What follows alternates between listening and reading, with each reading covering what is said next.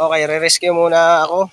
At yung GL ay naglo ko yung alarm original ay natulog na itong bandito ng isang gabi dito sa Pacific Mall, Lucena. Yan. Bali, ang ginawa ko, dinisable ko na muna yung original niya, alarm. Bali dito sa console box. Yan, ito yung alarm niya eh. Pinugod ko na muna yan para makapag-start kasi ay alarm siya ng alarm. So hindi nag-i-start yung yung sasakyan. So ayun. Original pa. Hindi, para pinaka-base mo yun eh, no? Alin? Ang may diferensya yung alarma dito o yung remote? Yung mismo ng alarm. Ilang taon na ba ito, boss? Matagal na. Matagal na, no? Yun. Alam ko hanggang 5 taon lang yan eh. Kalimitan naming Kasi napapaltan. hindi maganda pag walang autolock eh. Oh, mahirap, boss. Kaya lahat ay bubuksan mo. Kaya nga. Ayun. Ayusin ko na muna yan. So, ayun. Dahil kakabitan na namin siya ng alarm. Yan ay kakabit naming alarm. K-Fox. Dinala na namin siya sa shop. Yan. Nagbiyahe na kami dito sa shop. Malapit lang naman eh. Kakabitan na namin ng alarm. So, ayun. Yung original niya, wala na yan. Pull out na yan. Sira na yun. So, ayun. Kakabitan ko na muna.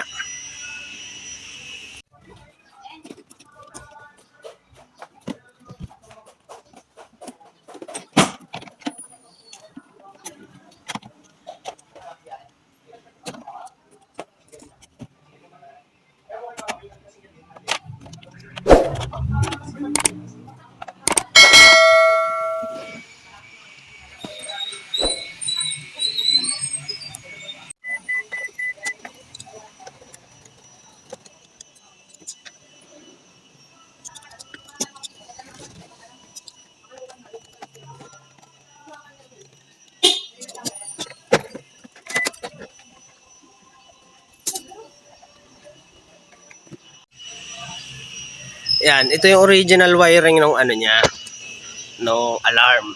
Yan yung may cut off relay din yan, no. Yan, naka-split lang yan, yo. Yan, naka-split lang yan. Ay, Diyos ko, itong kamerang ito pumukos. Yan. Bali, itong wiring na ito, bubunutin ko na yan mula dun. Tatanggalin ko na yung mga pyesa nun.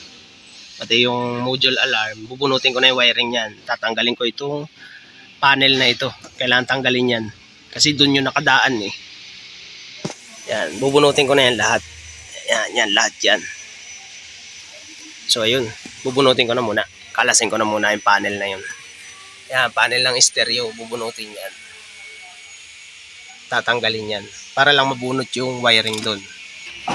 Yan, ito bubunutin ko na yan.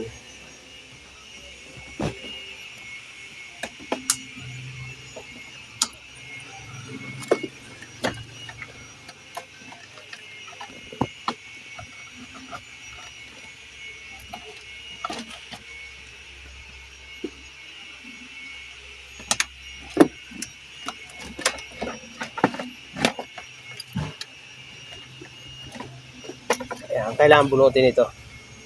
Ngayon kakalasin ko muna itong panel na to.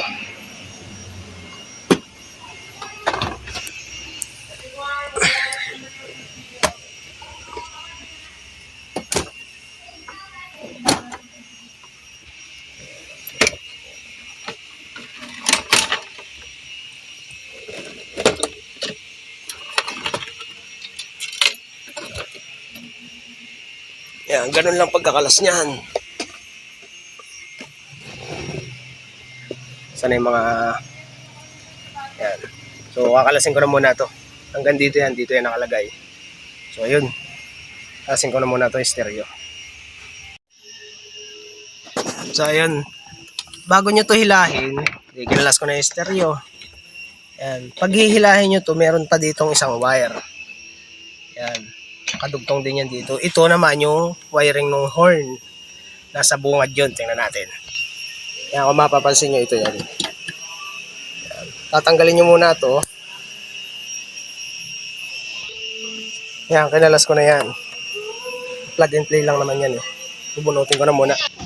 Di nabunot ko na yung wire dun sa labas. Hilahin ko na yan. Yan, ito yun. Yan. Yun yung dun sa labas. Ngayon, saka na natin mahihila yan. So ayan, nakalas ko na. Yan. Tanggal na yan.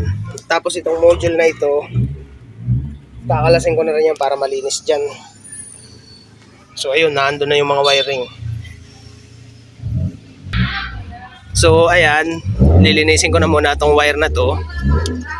Yan. Tanggalin ko na muna lahat dyan para yung panibagong wiring ko na ang gagawin ko. Yun. Tatanggalin ko na muna lahat dyan. So ayan. Bali, titrace ko muna yung tinrace ko muna yung mga wirings niya, no. So ang trigger natin dito dahil may switch siya. So negative trigger 'yan. Dito sa alarm natin, ginamit ko ay dun sa 6 pin niya, yung may orange, dilaw at saka yung mga puti. Yan, sa central locking ito eh. Ang ginawa ko ng kombinasyon diyan, yung dalawang dilaw. Yan.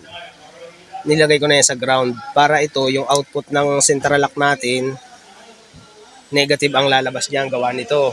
Dito ko na itatap yan eh. Pagka sinundot mo kasi ito, yan. Ayan, maglalak. Pagka sinundot mo siya, mag-unlock. So, negative trigger yan, ang tawag dyan. Yan. Tapos, syempre, dito sa kuryente, nag-trace na ako dyan kanina. Yan. Dalawa kasi ang kuryente dyan eh. Yan. Kuryente, kuryente. Yung white, blue, at white, red. So, magtatap ako dyan ng power dito sa malaki. Doon sa mataba ang wire. Doon sa white, red. Yan. Diyan ako magtatap niyan. Ngayon, kasunod ay magtitrace naman ako ng ignition on. Ignition on naman, ganito lang pag-trace niyan. Siyempre, i-on nyo muna yan. Hanapin nyo, maraming iilaw yan eh. Ang gagawin nyo dyan, hanapin nyo muna yung para sa cut-off natin. Yan. Kapag may nakita tayo dyan cut-off, yung hindi na ilaw, yan. So, dalawa siya. Yan. Ito na ang tatanggalin natin dyan. Dalawa yung hindi na ilaw eh. Yan. Tignan ko muna kung alin dyan. So, puputulin ko na muna ito.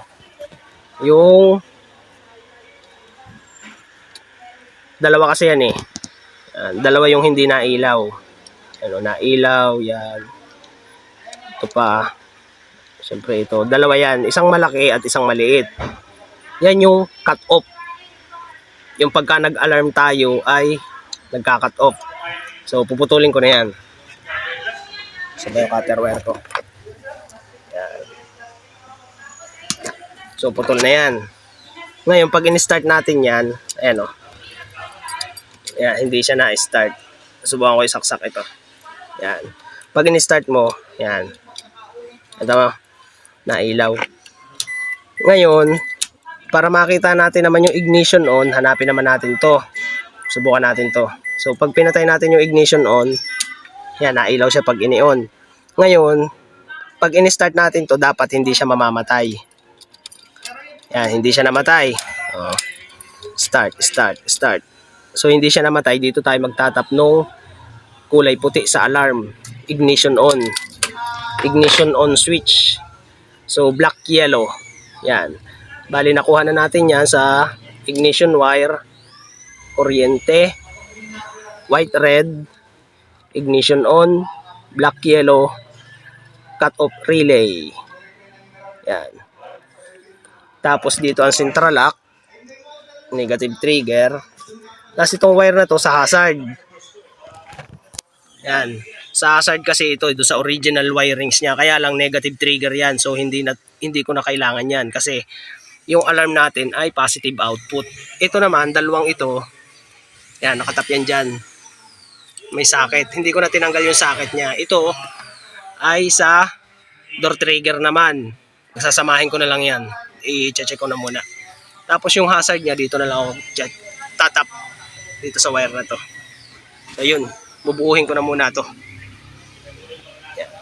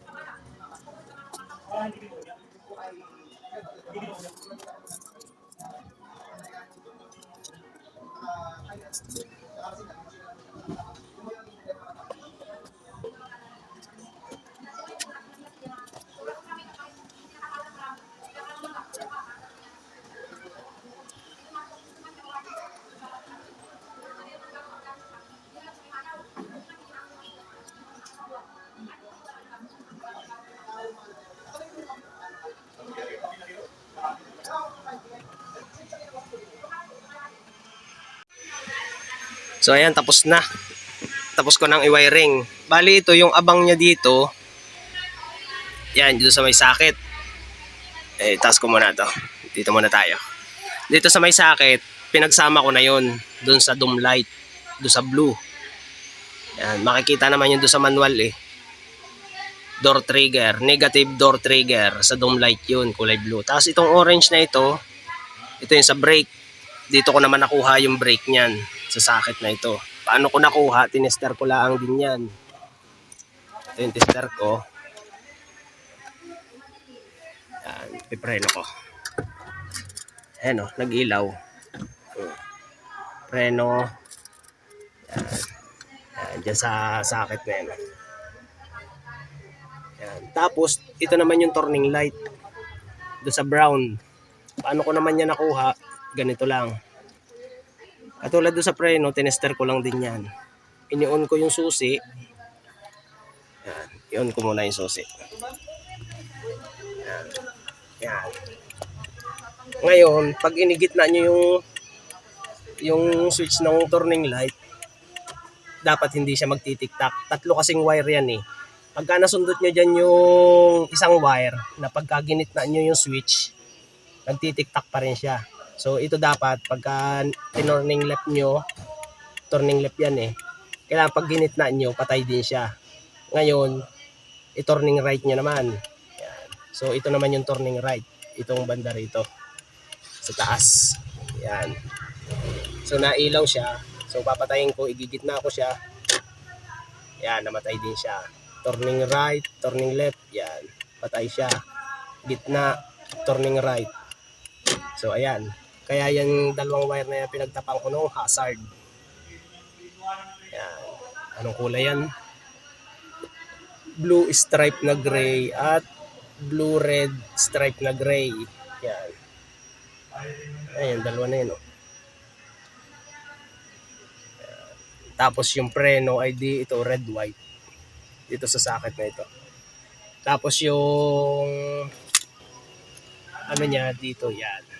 Tapos yung sa central lock niya nandito. Tsaka yung yung negative. Yung negative kasi dito dalawa. Yan. Dalawa negative dyan. Negative ito, negative din to. White, black. Tapos yung central lock niya, ito yun. Pipiliin nyo na lang dyan kung pag tinap nyo, ni-remote nyo siya, lock and lock. Pag baligtad, di pagbaligtad rin nyo lang yung polarity. Yan. Tapos ito, park light ito Hindi na kailangan yan. Ito lang. Central locking. Yun. Ayos na. Tapos ito. I-missing ko na lang yan. Tapos yung horn natin, yung paring stock ang gagamitin ko. ito lang yung horn ng bago nating alarm. Dadaling ko na yan doon, padadaanin ko doon sa butas. So yun, imisin ko na lang yan.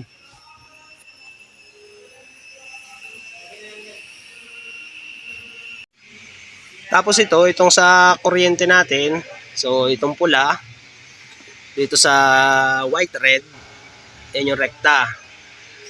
Yan. Tapos yung white, pinagsama ko na yan dito sa ignition on. Yung pagka isinusi natin, in-start, hindi siya namamatay. Yan. Yan kasi pagka na-tap nyo yan dun sa pag in-start natin namamatay ang kuryente, so nawawala yung cut-off niya. Makakapag-start pa rin kahit mag-alarm. Yan yung anti-tap niya. Dapat yan ay nasa pag nag-i-start ay hindi namamatay yung source. So ito yung cut-off, dilaw. Yan, dyan ko pinagsama yan. Pinagdugtong ko lang yan. Yung ignition on lang na white, yan yung magkasama dun sa ignition on. Ayun o. Yun. Ililinya ko na lang ito. Ayos na yan. I-amazing ko na muna.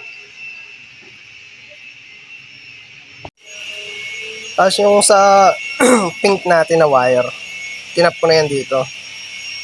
Dito sa gray, yellow. Ayan. Ayan. Ang tapat niya na ito eh. Ayan, tinap ko na lang yan kasi may ground na ito eh. Ayan. Tago na natin yan. Yun, itap lang yun.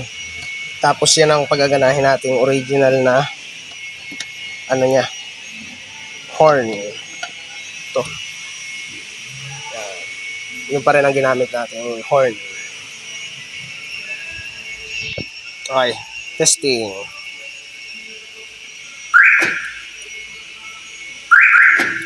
Okay. So yun.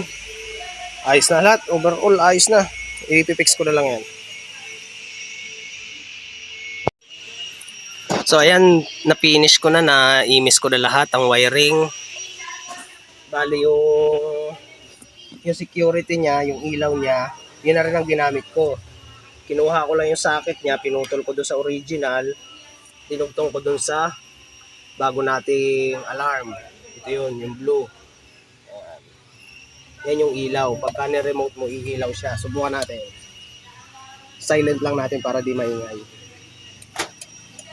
So, nag-lock na siya. Yun pa rin ang ginamit ko. Pwedeng gamitin yan.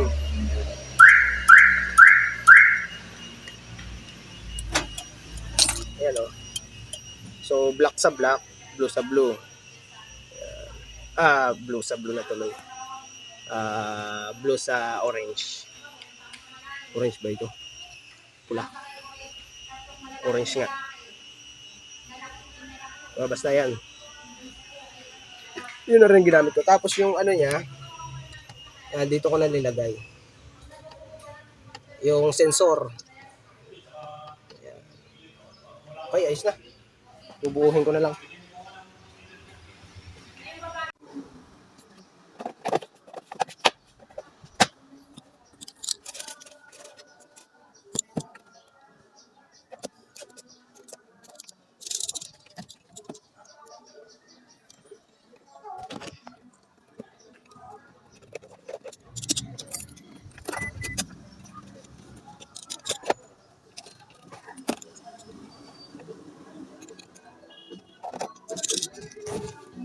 Yung ano nyo? Ay, bas. Ay, bas. Yung projector ano nyo? Like nyo, pwede yung ano doon, LED. Projector lens. Depende sa LED, boss. Yung projector ano nyo? Hindi kakabit doon sa ano? Pwede ba kasi LED doon? Yung iba, boss, na LED, hindi pwede. Depende sa LED yung pagkakabit natin. Meron kasi LED na sa punto lang tama sa akin. Yung sa inyo, ano, diba? Sabi mo sa akin, nakakabit doon yung ano? Yung H1 na talaga? Yung HID. HID? May tanong ko sa'yo kung pwede yung ano? Yung LED. Depende mo sa LED. Kasi baka, Ay, compatible. Pero kalimitan, pag sa projector, mas maganda talaga yung HID.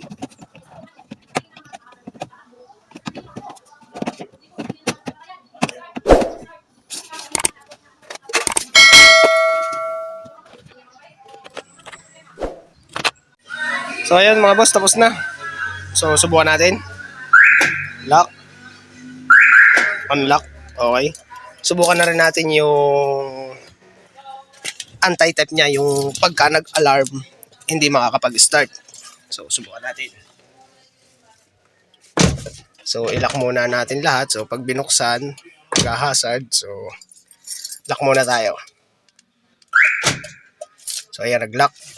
Tingnan natin, iilaw na yung indicator natin. Yun na rin ang ginamit kong indicator. So, ito, hindi ko pa na-fix yan. Mamaya na. Madali na yan. So, ayan. Bubuksan ko siya, tapos mag-a-alarm yan. Tingnan natin kung hindi siya i-start. Tapos, ay saka natin i-unlock, then mag-i-start. So, standby muna ako sa susi. Then, ayan, nag-alarm na. Subukan natin. Start. Ayan o. Hindi siya na-start. So, i-unlock ko siya. Ayan. Then, start. Okay. Ayos. Yan yung safety features natin ng alarm. Binuksan ng kung sino man, mag-a-alarm yun, pero hindi nila ma-start yan. Yung okay. Subukan naman natin yung sa preno. Automatic yan maglalak pag sa preno eh. So, tapa ko sa preno. Antayin lang natin. Yung nag-lock na. Tapos pag pinatay natin yan, makina, yun, automatic siyang unlock. So, ayun. Thank you. Ayos na. Ganun lang pagkakabit ng alarm sa Toyota Super Grandia. Okay.